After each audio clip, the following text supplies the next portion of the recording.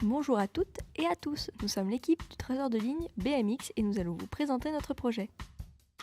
Un traceur de ligne, qu'est-ce que c'est? C'est un système qui permet de délimiter un terrain en traçant des lignes. Le but de ce projet est de remplacer un ancien système de traceur pour un terrain de BMX. Un terrain de BMX comporte de nombreuses bosses.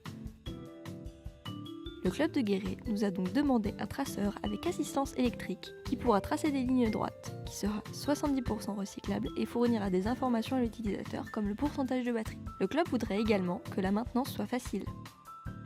Tout d'abord, nous sommes partis sur le terrain en question pour voir à quoi le traceur serait confronté. Cela nous a permis de prendre des mesures du terrain et de faire des tests avec l'ancien système. Par la suite, nous avons emmené le traceur dans notre atelier. Là-bas, nous l'avons pesé, mesuré puis démonté afin de comprendre l'origine de certains problèmes. Nous avons relevé 4 problèmes majeurs. La mauvaise répartition du plâtre sur le sol, le plâtre qui s'agglomère au niveau des boulons, le poids étant trop conséquent, en effet, il pèse 60 kg, sachant que de jeunes enfants souhaiteraient l'utiliser. Enfin, le viseur qui n'est d'aucune utilité. Plusieurs expériences ont été menées afin de déterminer le moteur ainsi que le poids du futur traceur. Après cela, les élèves de Sine ont pu commencer la partie programmation de l'afficheur, des commandes des moteurs et des différents interrupteurs.